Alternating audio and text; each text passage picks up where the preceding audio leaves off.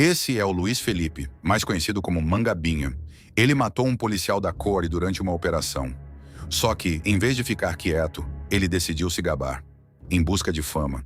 Ele só não sabia que haveria um preço alto a se pagar por isso. Agora vamos acompanhar os detalhes dessa história. Esse caso se passa no Rio de Janeiro, dentro da Cidade de Deus, uma das comunidades mais conhecidas da Zona Oeste, marcada por confrontos frequentes e operações policiais constantes.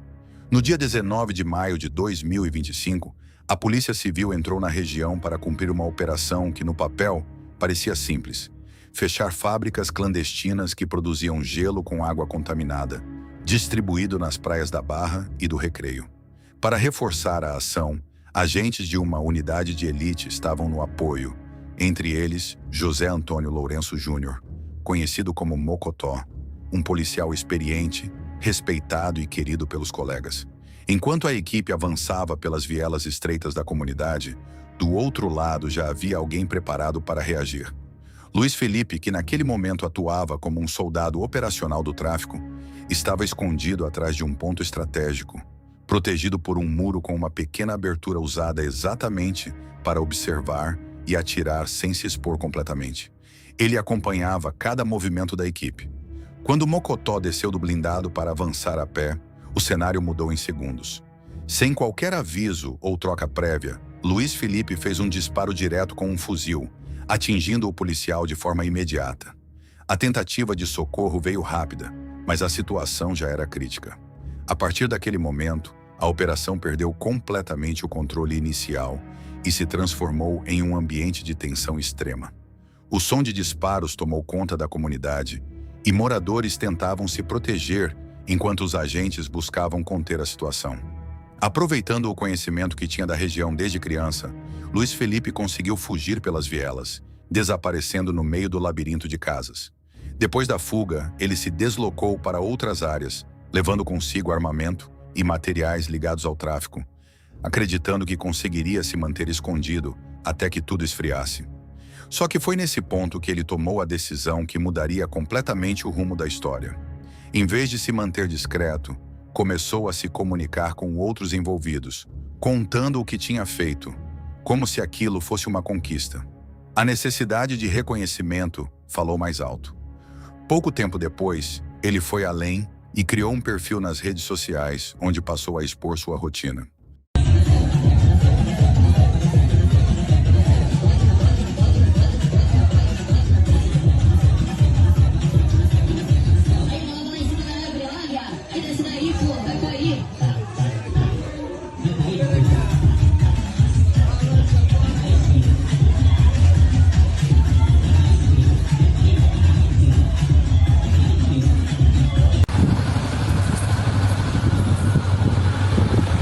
Aquele pique, filho, na volta daquele pique, o cara decide.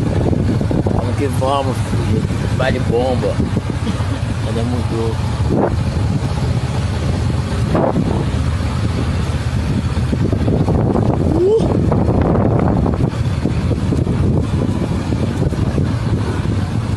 Não adianta ser fã não, valeu. Tem que levar na lista. Vacilou é ripa. Já tá na pista, valeu? Ninguém dorme que é pista. Nos vídeos, ele aparecia circulando de moto, exibindo armas, rádios e outros itens, além de dançar e demonstrar uma postura de desafio, como se estivesse acima de qualquer consequência. Também publicava fotos com roupas de marca, acessórios e mensagens provocativas, deixando claro que não estava preocupado com a repercussão. Em uma das gravações, chegou a mostrar sua própria imagem em um cartaz de procurado, debochando da situação. Para ele, aquilo era status. Para a polícia, era uma sequência de pistas sendo entregues de forma gratuita. Enquanto ele ganhava visibilidade, a investigação avançava em silêncio. Cada postagem era analisada com atenção. Detalhes que passariam despercebidos para qualquer pessoa comum começaram a fazer sentido para os investigadores. O tipo de construção ao fundo, a posição do sol, os sons ao redor e até pequenos elementos visuais ajudavam a montar um quebra-cabeça. Paralelamente, dados de comunicação passaram a ser cruzados, permitindo identificar padrões de deslocamento. Mesmo tentando despistar, ficou evidente que ele ainda mantinha forte ligação com áreas específicas da Cidade de Deus, principalmente regiões onde já atuava antes. Com o passar das semanas, a pressão aumentou. Outros envolvidos no caso começaram a ser localizados, reduzindo o círculo de proteção ao redor dele. Isso fez com que Luiz Felipe assumisse uma posição ainda mais ativa dentro do grupo, o que aumentou sua exposição. Ele passou a circular armado o tempo todo, mudava de casa com frequência e adotava estratégias para evitar ser surpreendido, como escolher locais com acesso fácil a telhados. A lógica era simples. Caso houvesse uma operação, ele usaria as lajes como rota de fuga, pulando de uma casa para outra até desaparecer. Só que esse padrão também começou a ser percebido. Informações sobre sua rotina passaram a surgir de diferentes fontes, inclusive de moradores que conviviam com a tensão constante causada pela presença dele. Aos poucos, a polícia conseguiu mapear não só os lugares que ele frequentava, mas também horários e comportamentos. Foi um trabalho de paciência, evitando ações precipitadas que pudessem colocar ainda mais pessoas em risco. Meses depois, já em novembro, surgiu a oportunidade ideal.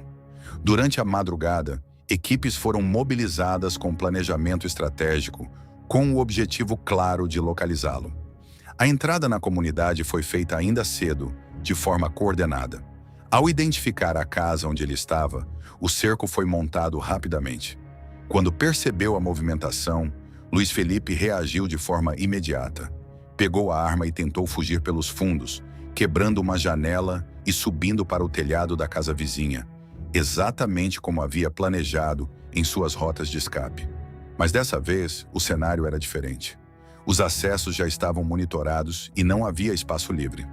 Do alto das lajes, ele tentou resistir, se movimentando entre caixas d'água e estruturas, buscando uma saída. Houve troca de tiros por vários minutos, com tensão intensa em um espaço limitado. Cercado e sem rota segura, ele acabou sendo atingido durante a tentativa de fuga. Mesmo após ser encontrado com vida, não resistiu depois. O caso teve ali seu desfecho. Meses de investigação chegaram ao fim após uma sequência de decisões que acabaram expondo cada passo dele. A repercussão foi imediata, principalmente nas redes onde ele mesmo havia se tornado conhecido. Enquanto alguns reagiam com mensagens, o clima dentro da comunidade era de silêncio. Do outro lado, familiares do policial lidavam com as consequências de tudo o que aconteceu desde aquele dia. No fim, a história mostra como a busca por reconhecimento dentro daquele ambiente pode acelerar consequências que muitas vezes são inevitáveis.